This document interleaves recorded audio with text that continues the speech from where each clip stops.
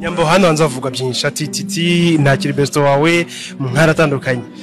Subiza amafaranga. Niwe cyane aracyari besto wacu naho yagiye nta cyabaye ahubwo nimwe mwahimbye ibyabaye ariko twebwe nta cyabaye hagati yacu.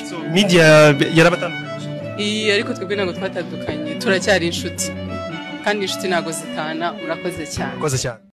Yes, ngira ngo murabyumviye rero abakunze urukundo rwa Nyambo na Titi Brown kabisa uburyo baryoshyaga ibintu ku mbuga nkoranyambaga rushobora kuba rugiye kugaruka nyuma yaho Titi Brown yabanje kwemeza ko nta kigeze kibatanya bakiri inshuti magara ndetse na Nyambo akaba yunze muri iri joro ku itariki 28 ubwo bari mu ijoro ryo gufasha umukinnyi wa filime mugenzi wabo Clapton Kibonge muri filime cyagiye gushyira hanze yise The Civil kabisa izaba yitwika uburyo bigaragara.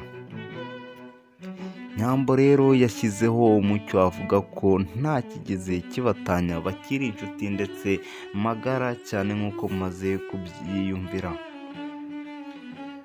Titi bamubaje ku cyatumye ese nimba bataratandukanye n'iki cyatumye ngo basiba amafoto ndetse n'ibindi byose bari barakoranye ku ma social media platform zabo.